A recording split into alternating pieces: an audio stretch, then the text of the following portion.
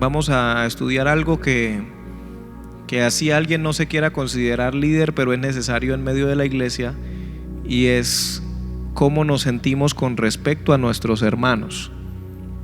Gloria a Dios. Lucas 9:46.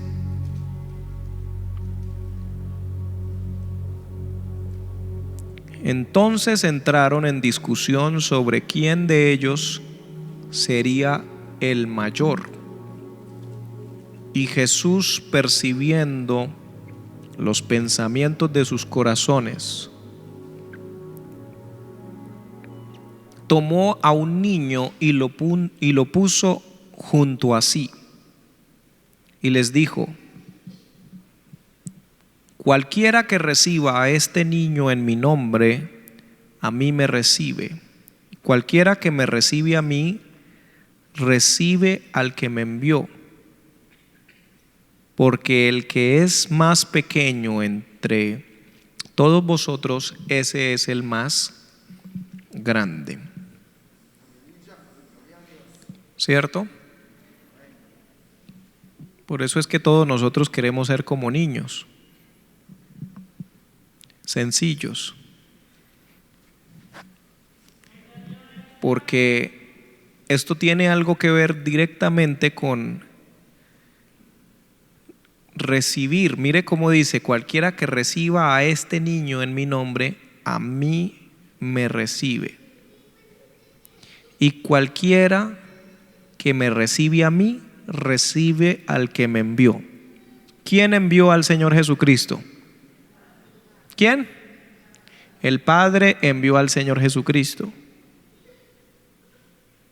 Ahora bien, si yo no recibo al niño que viene en el nombre de Jesús, no recibo a Jesús, tampoco recibo al que envió a Jesús, que es el Padre.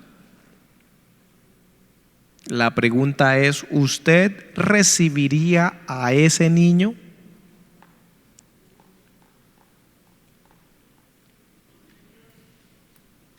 Porque mire que dice: cualquiera que reciba a este niño en mi nombre.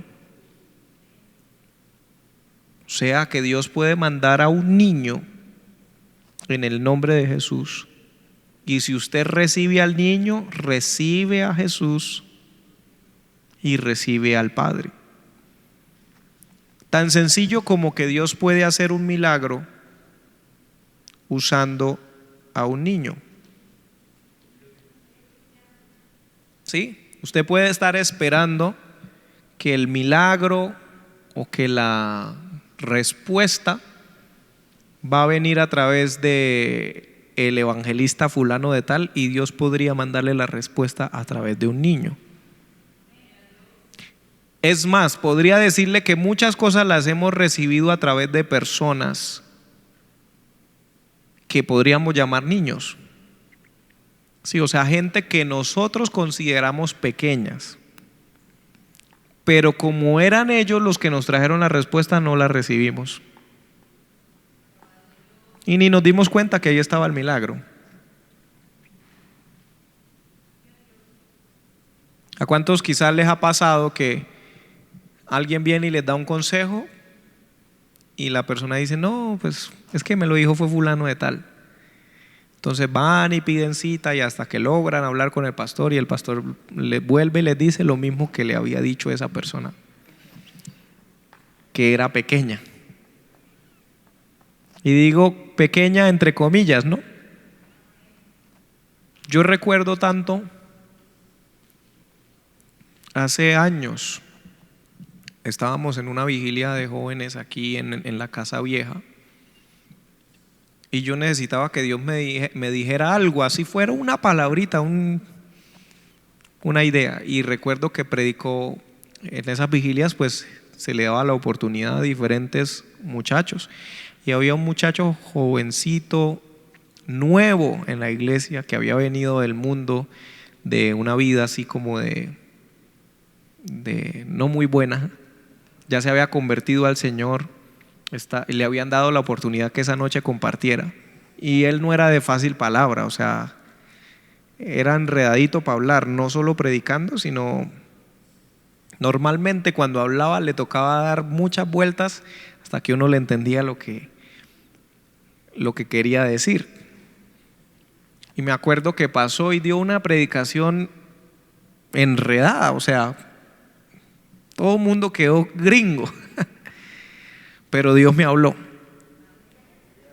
O sea, Dios puede usar el enredo de esa persona.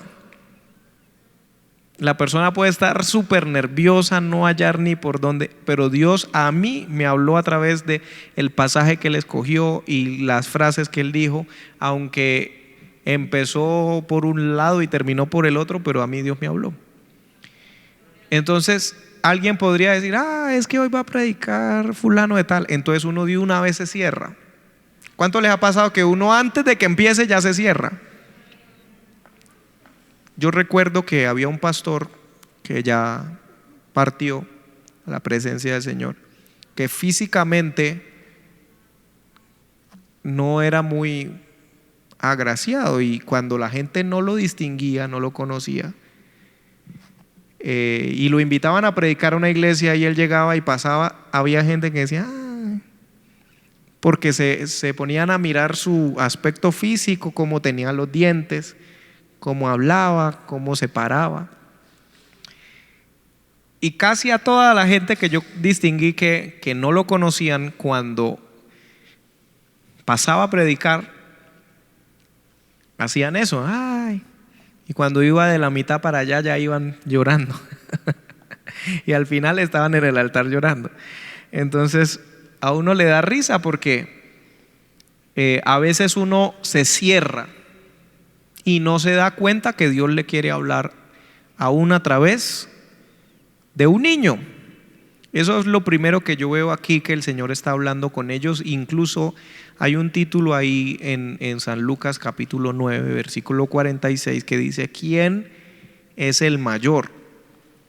Y dice que había una discusión entre ellos por saber quién era el mayor. Ahora, si yo pregunto aquí, ahorita mismo, ¿quién es el mayor aquí? Quizás puede haber una persona aquí pensando que es el mayor, pero no se va a parar a decir: yo siento que yo soy el mayor. ¿Por qué? Porque ya hemos escuchado muchas enseñanzas en nuestras iglesias, muchos mensajes que nos dan a entender que está mal sentirnos el mayor. Por eso nadie abiertamente se para a decir: es que yo soy el mayor. El problema no es que se paren abiertamente a decirlo, sino en el corazón. ¿Cuántas personas pueden haber sentadas en una congregación sintiéndose que son el mayor de esa congregación? Soy mayor que los líderes, soy mayor que el pastor, soy mayor que el que está predicando, soy mayor. Eso es un peligro, porque siempre va a haber alguien que sepa predicar mejor que nosotros, que ore mejor que nosotros, que cante mejor que nosotros, que toque mejor que nosotros, que barra mejor que nosotros, que limpie mejor que nosotros, que entienda mejor que nosotros.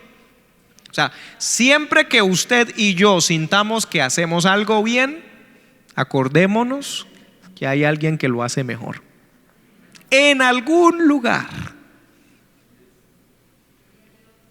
Así sea en el lugar que usted menos piense. Por eso, en el caso de la música, yo siempre les recomiendo, y a mí me invitan mucho a hablarle a músicos y eso, y yo siempre les digo: hermano, es muy fácil que usted se le suba todo a la cabeza comparándose con otros que están apenas empezando, y usted se siente la gran maravilla.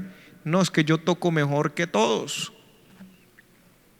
Pero ¿por qué no pone videos o por qué no oye a gente que ha desarrollado mucho para que usted se le baje eso?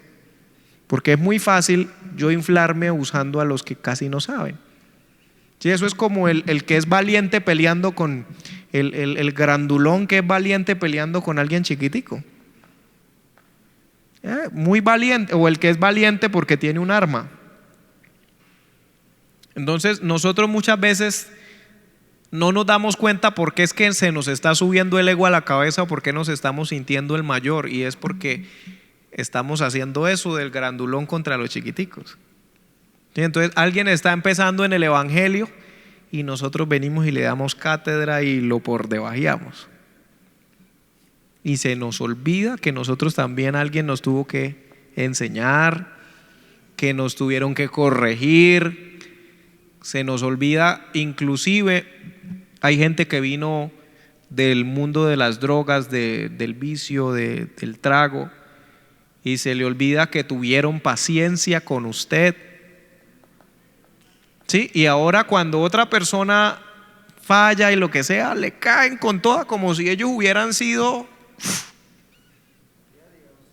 ¿cierto? Lo máximo, porque es que así somos los seres humanos, y me estoy incluyendo.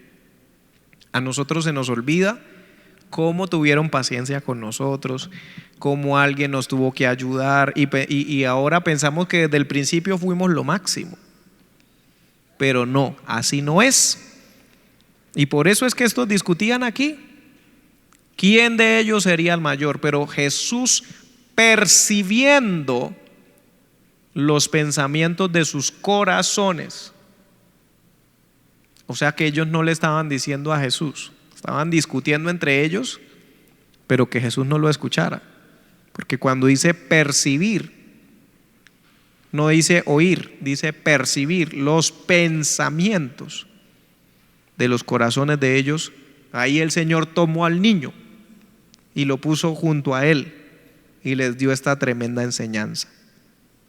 Luego de esto aparece en el versículo 49, y antes de esto hay un título que dice: el que no es contra nosotros, por nosotros es. Y me gustaría conectarlo. Entonces, respondiendo Juan, dijo: Maestro,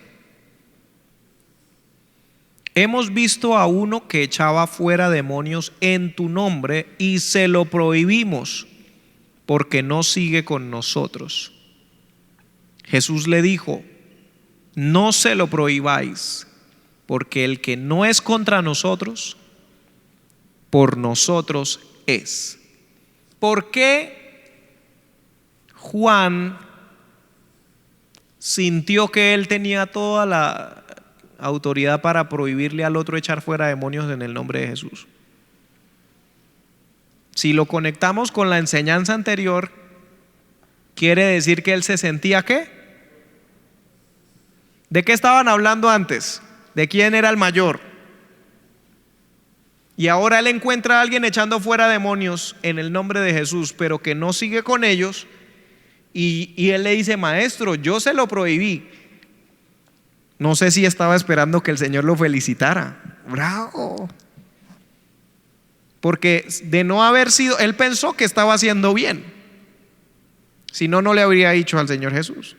Pero el Señor le dice: no se lo prohibáis, porque el que no es contra nosotros, por nosotros es. Nosotros, cuando nos convertimos al evangelio y empezamos apenas a crecer, somos muy sumisos, somos muy amables, muy enseñables, y todo lo que alguien, amén, ay, qué bendición, hermano, por lo que usted me está enseñando. Pero cuando llevamos unos meses, un año, 2 años, ya aprendimos, ya andamos con el maestro y vemos cómo es que él echa fuera demonios y ya.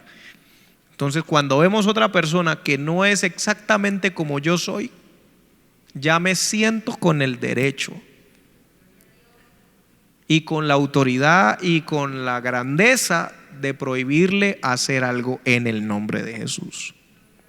Y es Jesús mismo el que le dice a Juan: no se lo prohibáis. Y luego, en tercer lugar, en el versículo 51, Jesús reprende a Jacobo y a Juan. Juan estaba llevando del bulto ese día. Pero Juan es uno de los que aparece como inclusive se nombra esto de que se recostaba en el pecho del maestro, ¿cierto? Y también entre los apóstoles sabemos que hubo varios que murieron de forma violenta y solo Juan es el que murió por edad, aunque la historia secular o alguna gente dice que a él también lo trataron de matar metiéndole en una paila de aceite caliente, pero que no le pasó nada. Entonces que no tuvieron más remedio que llevarlo para la isla de Patmos para que muriera allá, que era una especie de cárcel. Y hay indicios inclusive en el Evangelio de Juan que cuando Pedro estaba preguntándole al Señor ¿y qué de este? Y el Señor le dice: usted no tiene por qué preguntar sobre este, o sea, a usted lo van a matar, pero de él no pregunte. Y por eso se corría el rumor de que nunca iba a morir, que no vería muerte. Pero Juan sufrió una transformación tremenda. La mayoría de nosotros vemos a Juan conforme lo leemos ya en las epístolas o conforme lo leemos en Apocalipsis, y como habla: hijitos míos, y todo suavecito, ¿cierto? El apóstol del amor. Pero no sabemos que él tuvo que pasar por un proceso donde donde el Señor Jesús lo bajó de esa nube, o sea, donde él se sentía grande. Yo soy el que me recuesto en el pecho del maestro, yo soy el más cercano, soy el discípulo amado. Y es que a cualquiera de nosotros quizás no, si eso es a veces alguien que porque empieza a hablar mucho con el líder de Ujieres o con el líder de música o que está hablándole al pastor y después, entonces cada líder empieza a trabajar en la formación de esos que le colaboran para que no se le suba a la cabeza la autoridad delegada, ¿sí? O sea, hay una autoridad que tiene el líder y una autoridad delegada que le da a sus ayudantes. Y a veces sucede en empresas o en entidades que llega alguien y necesita hablar con el jefe y el que está allí a la entrada no lo deja, o la secretaria o el portero o alguna de las personas no lo deja, porque la autoridad delegada se le ha a veces subido a la cabeza, y a veces es simplemente porque no quiere. O sea, no es que, sí, porque hay casos en los cuales le han indicado no deje pasar a nadie, pero hay casos en los que no era necesario y a la persona se le sube a la cabeza. Mire lo que dice en el versículo 51: cuando se cumplió el tiempo en que él había de ser recibido arriba, afirmó su rostro para ir a Jerusalén y envió mensajeros delante de él, los cuales fueron y entraron en una aldea de los samaritanos para hacerle preparativos, mas no le recibieron porque su aspecto era como de ir a Jerusalén. Acuérdese que los samaritanos tenían un problema con los judíos y los judíos con los samaritanos. Los samaritanos decían, de acuerdo a lo que dice la mujer samaritana en San Juan capítulo 4, ella dice: nuestros padres adoraron en este monte y ustedes dicen que se debe adorar en Jerusalén. Entonces, cuando ellos ven que Jesús va a entrar en esa aldea, pero que va hacia Jerusalén, ¿por qué se dieron cuenta? Muy probablemente por su ropa. ¿Por qué dice? Porque su aspecto era como de ir a Jerusalén. O sea, el aspecto de Jesús era: voy a entrar en Samaria, pero tengo la pinta como de ir para Jerusalén. Recuérdese que en Jerusalén estaba el templo, donde los judíos decían que se debía adorar y los samaritanos decían que no, que era en ese monte, en el monte de Gerizim. Entonces, cuando ellos ven a Jesús así, ellos dicen: no lo vamos a recibir. Imagínense, ese va es para Jerusalén, donde nosotros decimos que no tienen que ir allá a adorar. Entonces, ¿qué pasó? Viendo esto, sus discípulos Jacobo y Juan dijeron: Señor, ¿quieres que mandemos que descienda fuego del cielo como hizo Elías y los consuma? Entonces, volviéndose él, los reprendió diciendo: Vosotros no sabéis de qué espíritu sois, porque el Hijo del Hombre no ha venido para perder las almas de los hombres, sino para salvarlas. Y se fueron a otra aldea. ¿Por qué les leí las tres partes? Porque para mí todas tres tienen conexión. Ellos estaban muy seguros que podían pedir fuego del cielo y que Dios se lo iba a mandar. ¿Sí? Si yo estoy tan seguro que Dios me va a respaldar en una cosa tan terrible como consumir a la gente, es porque yo me siento grande. Quiera Dios que ninguno de nosotros, y me incluyo, nos sintamos tan grandes que creamos que se puede perder la gente inclusive para que yo tenga la razón.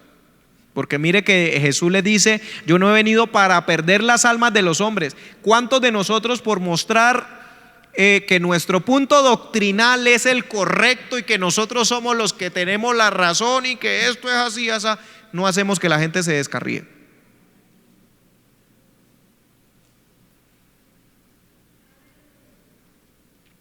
Porque es que yo puedo entender algo por la palabra que otra persona no entiende y yo trato de explicarle, pero cuando esa persona ya usted se da cuenta que no va a entender, no se agarre a hacer que se pierda.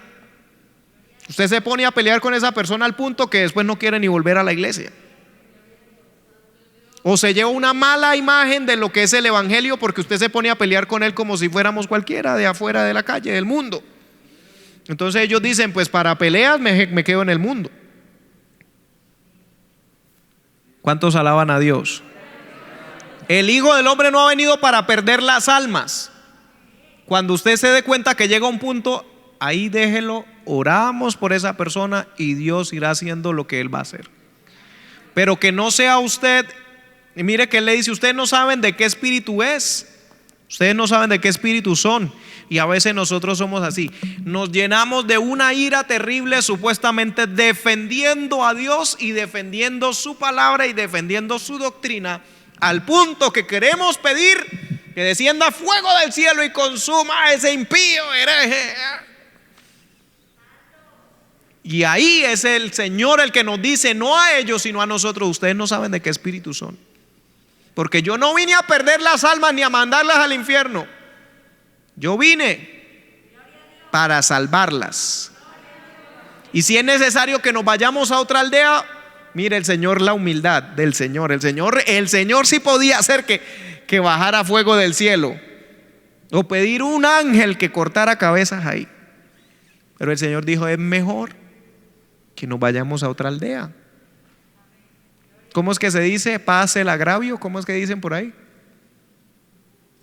O sea, soporte el agravio.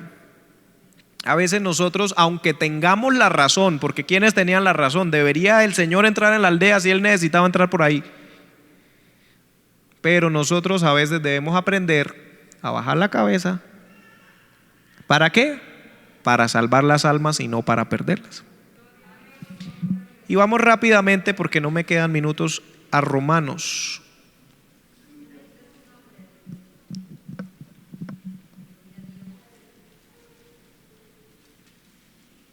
Romanos 12, versículo 3.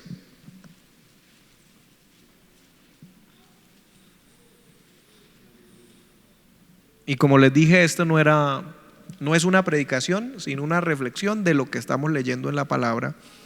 Pero esto es muy importante que lo hagamos en nuestras casas también nosotros. Que usted dice: hermano, yo no soy predicador, pero cualquiera de nosotros podemos agarrar un pasaje, leer, y que vamos entendiendo y vamos compartiendo y el Señor nos va hablando. Y a veces usted se va a dar cuenta que se le pasa a uno el tiempo. Mire, se nos fue una hora orando y no nos dimos cuenta, y ahora ya se nos fue media hora estudiando esto y tampoco nos dimos cuenta. Romanos 12, versículo 3 dice: digo pues, por la gracia que me es dada a cada cual que está entre vosotros, que no tenga más alto concepto de sí que el que debe tener, sino que piense de sí con cordura. Me gusta esa palabra que usa ahí, con cordura. O sea, que hay gente que está loca. O sea, cuando yo pienso que soy más de lo que soy, estoy pensando alocadamente. Entonces el problema es que aunque Dios me quiera bendecir y me quiera dar una responsabilidad, apenas me da un liderazgo chiquito y se me sube a la cabeza eso y hago estragos y regaño al uno, peleo con el otro. Y resulta que no me habían dado esa responsabilidad para que yo me sintiera la gran cosa y peleara, sino para que yo administrara. Y después el Señor me va a pedir cuentas de cómo yo administré, de cómo yo manejé ese grupo de personas. O inclusive usted, padre de familia, que Dios le ha dado el privilegio de ejercer autoridad en su casa, hay que ejercer la autoridad, porque no podemos ser tampoco personas en las cuales en la casa se haga todo lo que se le ocurre a la gente y no hay alguien que pueda poner un freno, un pare. Pero también Dios le va a pedir cuentas de cómo usted ejerció la autoridad y de cómo usted administró. Si usted, y esto no lo digo porque yo aún no soy padre de familia, quizás usted dirá que no tengo la autoridad para hablar de esto, pero yo he visto, nuestro pastor lo practica. Él se ha equivocado en alguna oportunidad porque Él nos ha enseñado a nosotros que todos los seres humanos nos equivocamos, sea pastor, sea líder, sea el papa, aunque hubo una época en que decía que el papa era infalible, pero eso es mentira. Sea usted padre de familia, todos en algún momento nos equivocamos. Yo leí el otro día un comentario, una historia de una mujer que vio a su hija, a ella no le gustaba la leche y bueno, un día encontró a la hija regando una leche y agarró una correa y le dio. Y la hija se puso triste y fue y se encerró en el cuarto y ella rápidamente dijo: a mi hija no le gusta la leche y la está botando. Pero lo que ella no sabía es que esa leche estaba dañada y la hija la estaba botando porque estaba dañada. Pues, ni siquiera la dejó hablar, agarró la correa y le dio. Después la madre, al enterarse, se sintió mal. ¿Qué es lo correcto que haga esa madre?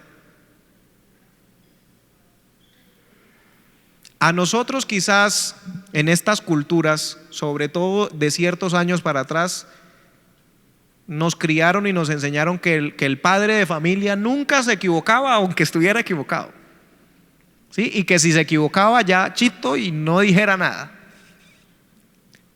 Pero yo le digo que usted va a ver una bendición especial cuando usted se acerca a su hijo y le dice: mamita, hijo, me doy cuenta que me equivoqué.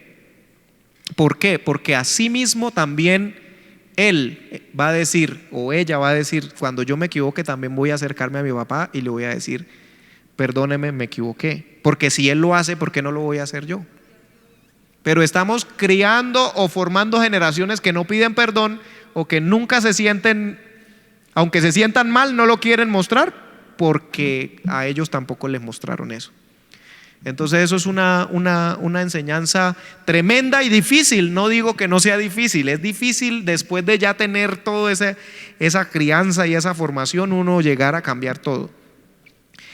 Pero dice: piense de sí con cordura conforme a la medida de fe que Dios repartió a cada uno, porque de la manera que en un cuerpo tenemos muchos miembros, pero no todos los miembros tienen la misma función, así nosotros, siendo muchos, somos un cuerpo en Cristo y todos miembros los unos de los otros, de manera que teniendo diferentes dones según la gracia que nos es dada, y empieza a nombrar un montón de dones: profecía, servicio, enseñanza, exhortación, repartición, presidir, que es dirigir o liderar. Muchas cosas que nombra aquí, que lo hagamos de la forma que Dios quiere, no porque a veces pensamos que recibimos los dones para presumirlos. No, nosotros recibimos los dones, los talentos y las capacidades para servirnos los unos a los otros. Primeramente para servir a Dios y segundo para servir al cuerpo de Cristo. Y cuando un miembro del cuerpo es lastimado, es afectado, todo el cuerpo se duele, no se alegra, Debemos siempre meditar cuando yo veo que uno de los miembros del cuerpo, cuando yo veo a mi hermano que cae en pecado o que falla o que se descubre algo de su vida y yo me emociono, tengo que preguntarme si yo soy en el cuerpo. Porque si yo estoy en el cuerpo me debería doler, no emocionarme. Siempre pregúntese eso, porque a cualquiera de nosotros nos puede pasar que vemos y uno dice, yo sí decía, es que yo se lo dije que yo no le ponía 3 meses. Pero debemos evaluar por qué yo me estoy sintiendo emocionado de que alguien haya fallado. ¿Es que yo acaso no soy del cuerpo que no me duele? Porque cuando usted se machuca, su boca dice ¡ay! Y cuando a usted le está doliendo la cabeza, a veces usted va y se recuesta, todo su cuerpo se recuesta porque a la cabeza le está doliendo. No dice el resto del cuerpo, pues de malas que le duela la cabeza, yo sigo en lo que estoy. Hay una solidaridad, hay una empatía. Amén. Que el Señor nos ayude y que podamos mantenernos humildes, pensando de nosotros con cordura y teniendo esa comprensión entre unos y otros, porque somos hermanos en Cristo Jesús.